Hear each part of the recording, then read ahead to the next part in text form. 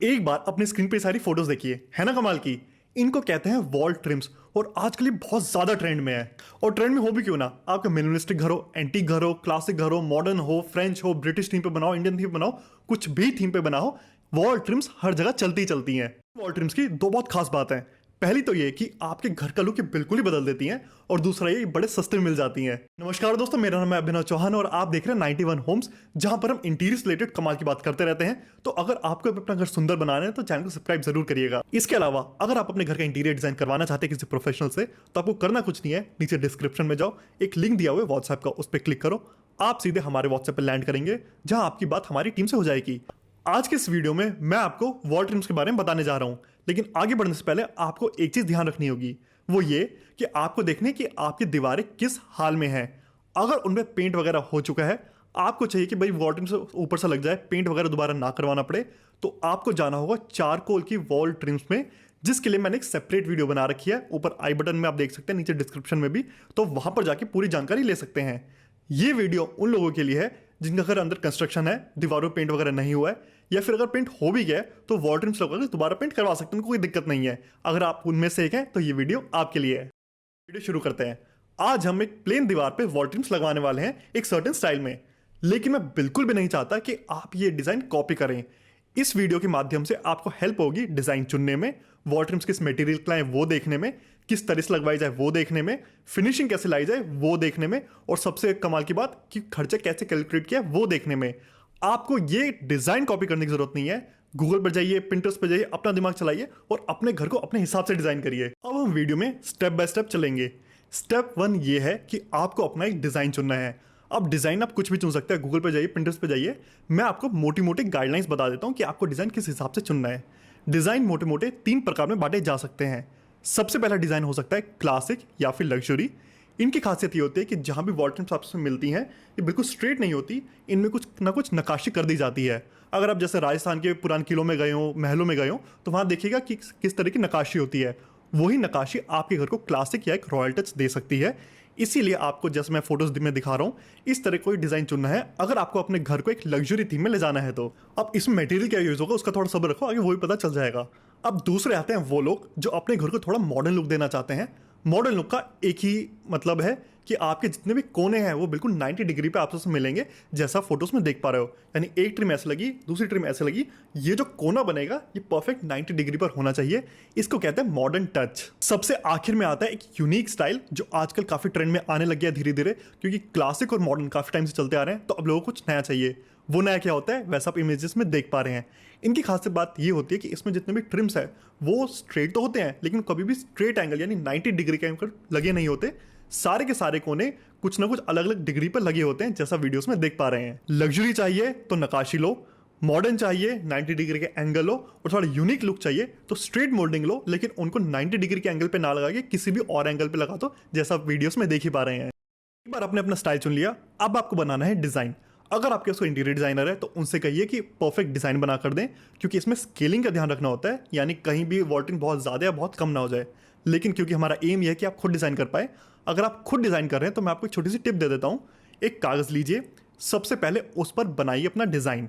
Design बनाने से पहले उस पर बनाइए अपनी दीवार। और दीवार कैसे बनानी है, मान के चलते हैं कि आपकी दीवार 10 फुट बाय 10 फुट की है। अब 10 फुट बाय 10 फुट का कागज तो होगा नहीं, कागज वही A4 होते हैं, तो उस पर आप 10 सेंटीमीटर बाय 10 सेंटीमीटर की दीवार बनाइए पहले।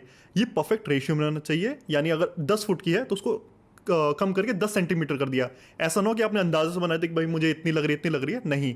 आपको परफेक्ट साइज लेना है दीवार का, उसको परफेक्ट स्केल डाउन करना है सेंटीमीटर में, और फिर वॉल को बनाइए ताकि वॉल की एग्जैक्ट शेप एंड डायमेंशन आपको पता चल जाए, और उसके बाद उसके अंदर डिजाइन डिसाइड करिए।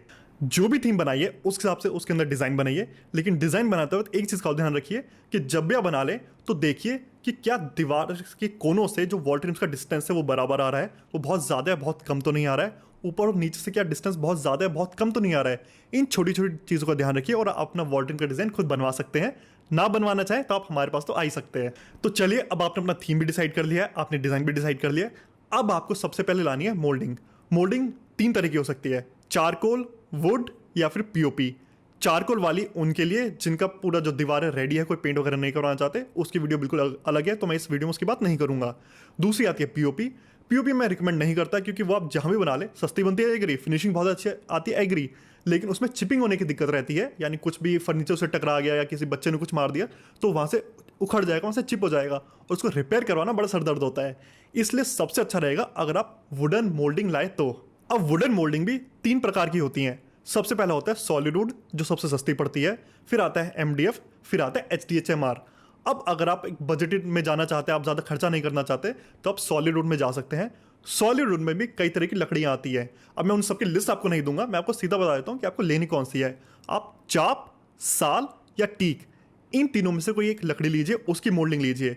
मैं ऐसा इसलिए कह रहा हूँ क्योंकि मुझे नहीं पता ये वीडियो आप कहाँ से देख रहे हैं, वहाँ मॉइस्चर कंटेंट कितना है, वहाँ बारिश कितनी होती है, कोस्टल एरिया या ड्राई एरिया है। ये सारी लकड़ियों की खासियत ये होती है कि ये फैलती है, सिकुड़ती नहीं है, ना ही मुड़ती है। इस वजह से ये दीवार को छोड़ेंगे नहीं, और दीवार और लकड़ी के बीच में क्रैक उभर जाता है कई बार, वो आपको देखने को नहीं मिलेगा। तो अगर आप बजट में रहना चाहते हैं तो आप इन सॉलिड में जा सकते हैं, लेकिन जाइएगा किस में, जो मैंने 3 लकड़ियों का नाम लिया है उनमें। लेकिन अगर आपको बजट थोड़ा सा अच्छा है, आप थोड़ा और आगे बढ़ सकते हैं, तो आप MDF में जा सकते हैं। MDF की अच्छी बात यह है कि आपको डिज़ाइन बहुत सारे मिल जाते हैं, सॉलिड वुड के मुकाबले कई सारे डिज़ाइन आपको इसमें देखने को मिल जाएंगे। खासकर ये उनके लिए अच्छा है जो अपने घर को एक लग्जरी लुक देना चाहते हैं, उनको नक्काशी करनी होगी।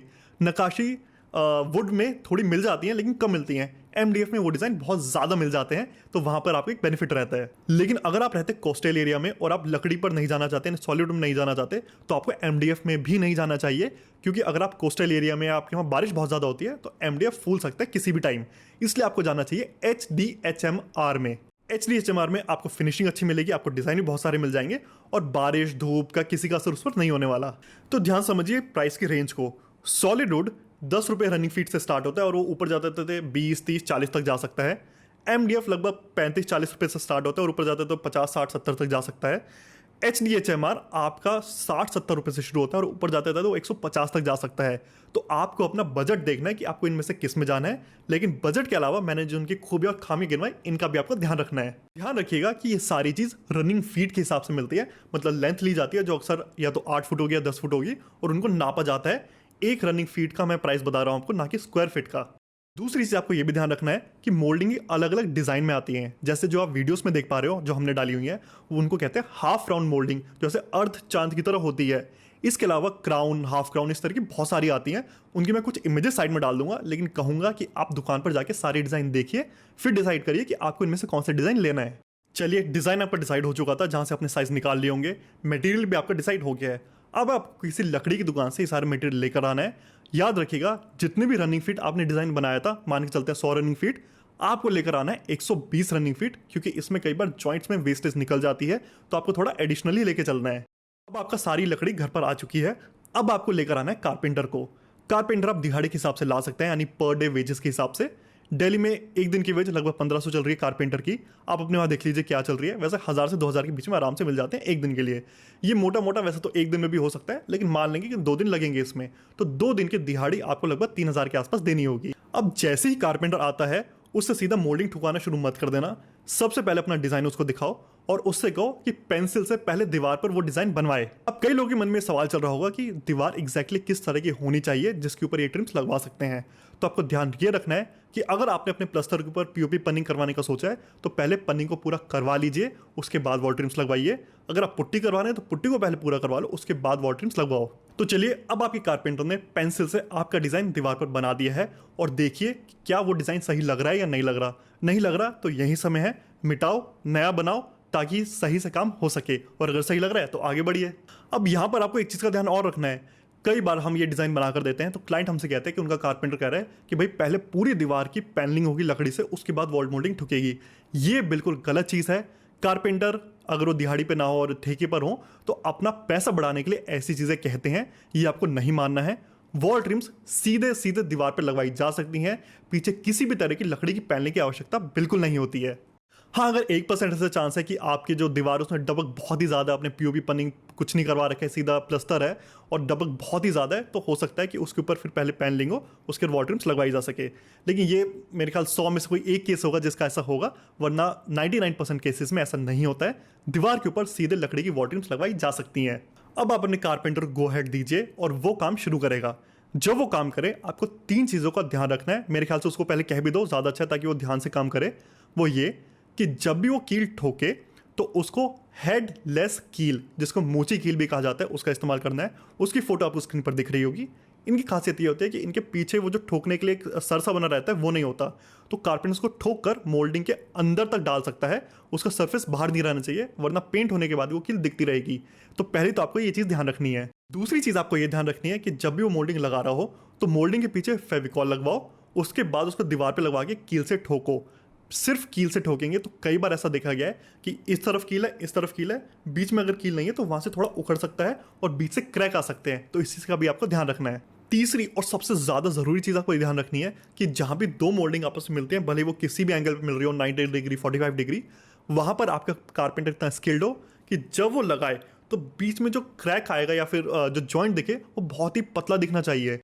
ऐसा होता है कि वो जो जॉइंट वो मोटा हो जाता है क्योंकि कारपेंटर ने कटाई ठीक से नहीं की है, और उस टाइम पे वो कहता है भाई पेंटर इसको संभाल लेगा। हाँ, पेंटर संभाल लेगा, लेकिन भविष्य में संभावना बढ़ जाएगी कि आगे उसमें क्रैक आ सकता है, इसलिए ऐसी संभावना के पीछे जाना ही क्यों है।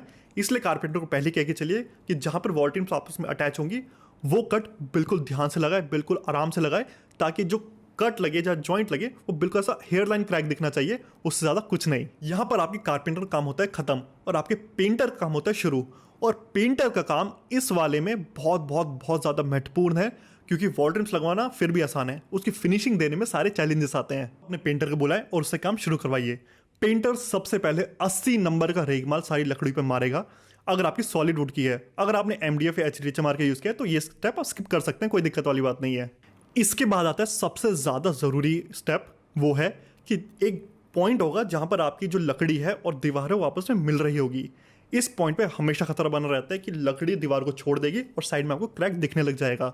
इसके लिए आपको पुट्टी और पेंट को मिक्स करना है और साइड में भरवाना है अच्छे से। ऐसा ना हो, इसके लिए ज़रूरी है कि आप पेंटर से कहें कि पुट्टी और पेंट का मिश्रण बनाए और जो साइड में जॉइंट है वहाँ पर अच्छे से वो भर दे। पुट्टी इसलिए ज़रूरी है कि उसकी ग्रिप ज़्यादा होती है, आगे क्रैक आने का चांस हमेशा कम रहता है। हाँ, लेकिन उसकी एक बुरी बात होती है कि फिनिशिंग उसकी इतनी अच्छी नहीं आती, इसी वजह से हमसे कोने में उनको भरवा रहे हैं। ऊपर आपको लगवानी है चौक मिट्टी, आप चौक मिट्टी से उसकी रिपेयरिंग करवाएंगे। मिट्टी से रिपेयर करवाया, 150 नंबर का रेगमाल या सैंड पेपर जिसको कहते हैं उससे घिसाई करवाए, फिर चौक मिट्टी से रिपेयर करवाया, फिर 220 नंबर का रेगमाल लगवाएं, फिर से चौक मिट्टी का यूज़ किया और उसके बाद 320 नंबर का रेगमाल से फाइनली उसको फिनिशिंग दी। कई बार पेंटर 220 तक लाके छोड़ देते हैं, लेकिन आपको 320 तक ले जाना है ताकि जो फिनिशिंग है वो बहुत कमाल की आ सके। ये बहुत ज़्यादा ज़रूरी है अगर आप सॉलिड वुड का इस्तेमाल कर रहे हैं। MDF HDHMR में फिर भी इतना कोई फर्क नहीं देखेगा, लेकिन सॉलिड वुड में अगर आप जा रहे हैं तो आपको 320 नंबर तक जाना ही जाना है। अब बहुत सारे पेंटर चौक मिट्टी की जगह पुट्टी का इस्तेमाल भी करते हैं और हो सकता है वो भी आपको यही कहें। अब टेक्निकल ये चीज़ गलत तो नहीं है, उसका भी इस्तेमाल किया जा सकता है, लेकिन बात आती है फिनिशिंग की।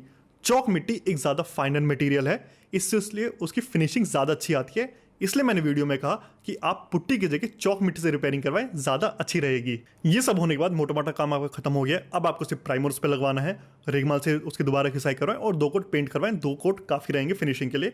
हाँ, अगर आपके जो दीवार है वो डार्क कलर की है तो हो सकता है आपको 3 कोट पेंट तक जाना पड़े अच्छी फिनिशिंग के लिए। अब यहाँ पर आपकी चॉइस ये है कि या तो आप मोल्डिंग और वॉल कलर अलग अलग रख सकते हो या फिर सेम रख सकते हो। मैं आपको रिकमेंड करूंगा पर्सनल एक्सपीरियंस से कि मोल्डिंग कलर और वॉल कलर हमेशा सेम रखो, फिनिशिंग कहीं ज़्यादा अच्छी आती है। वरना पेंटर के हाथ में बहुत ज़्यादा डिपेंडेंट हो जाते हैं कि भाई वो कितना अलग अलग करते हैं, मार्जिन पर कितना वो छोड़ सकें।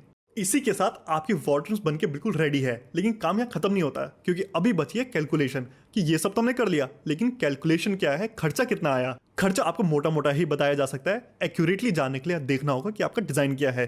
जैसे हमने जो डिज़ाइन बनाया उसमें 100 रनिंग फीट लकड़ी का इस्तेमाल हुआ। एक रनिंग फीट हमें 14 रुपये की पड़ी, क्योंकि हमने सॉलिड वुड उठाई थी सस्ती वाली, वो हमें सिर्फ 14 रुपये की पड़ी, तो 1400 रुपये का ये माल हो गया। इसके अलावा आप जो चीज़ें लाएंगे जैसे कील या फेविकॉल, ये सब 500 में आराम से आ जाएगा। उसके बाद आती है पेंट की बारी। अगर आपके घर में काम चल ही रहा है पेंट का तो मेरे ख्याल से कोई एक्स्ट्रा खर्चा नहीं है, आपके घर में जो चीज़ है वही वहाँ लग रही है। फिर भी मान के चलते हैं कि चलो इसकी अलग ही कैलकुलेशन करनी है, तो सारा पेंट, पुट्टी, चौक मिट्टी सब मिलाकर 1000 के अंदर अंदर में आराम से हो जाएगा। जितने भी सैंड पेपर यूज़ हुए हैं वो सब 500 में आराम से आ जाएंगे।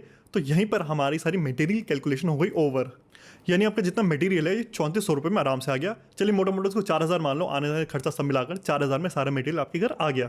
अब बात करी जाए लेबर की, तो कारपेंटर का मान के चलते 2 दिन का काम है तो 1500 प्लस 1500 3000 उसकी दिहाड़ी हो गई। इसके बाद आया पेंटर आपका, पेंटर के भी लगभग मोटा मोटा 2 दिन का काम होगा, तो 1200 प्लस 1200 की दिहाड़ी के हिसाब से 2400 की उसकी दिहाड़ी हो गई। मटेरियल का 3400, कारपेंटर का 3000, पेंटर का 2400, टोटल हो जाते हैं 9400। यानी इतने सस्ते में आपकी इतनी बड़ी दीवार की लुक बिल्कुल बदल गई। हाँ, लेकिन ध्यान रखिए, इसमें हमने सारी कैलकुलेशन सॉलिड वुड के हिसाब से करी है जो सस्ती मिलती है। अगर आप MDF या HDHMR में जाते हैं तो एक खर्चा बढ़ के 12,000 15,000 तक जा सकता है सेम डिज़ाइन के साथ। मुझे उम्मीद है ये वीडियो आपको अच्छी भी लगी होगी, प्लस समझ भी आई होगी। फिर भी ऐसी कई चीज़ें हो सकती है जो शायद मैंने कवर नहीं करी या मैं ठीक से आपको समझा नहीं पाया, तो उसके लिए प्लीज़ नीचे कमेंट जरूर करें। कमेंट में कमेंट करने से पहले बिल्कुल हिचकिएगा मत, क्योंकि आपका एक सवाल कई लोगों के मन का डाउट हो सकता है, यानी आपका एक सवाल कई हज़ारों लोगों की कन्फ्यूजन को मिटा सकता है। तो कमेंट जरूर करिए, मैं उनका वहाँ जवाब जरूर दूंगा। इसके अलावा अगर आप अपने घर का इंटीरियर डिजाइन करवाना चाहते हैं किसी प्रोफेशनल से, तो आपको करना कुछ नहीं है, नीचे डिस्क्रिप्शन में जाओ, एक लिंक दिया हुआ है व्हाट्सएप का, उस पर क्लिक करो, आप सीधे हमारे व्हाट्सएप पे लैंड करेंगे, जहां आपकी बात हमारी टीम से हो जाएगी। वहां आप अपने इंटीरियर डिजाइनिंग की रिक्वेस्ट दे सकते हैं और हम आपका पूरा घर डिजाइन करके दे सकते हैं। तो चलिए मिलेंगे अगली वीडियो में एक अच्छे नए टॉपिक के साथ, जहां हम बहुत कमाल की जानकारी देंगे, बहुत ही कम शब्दों में और बहुत ही सिंपल तरीके से। तब तक के लिए गुड बाय।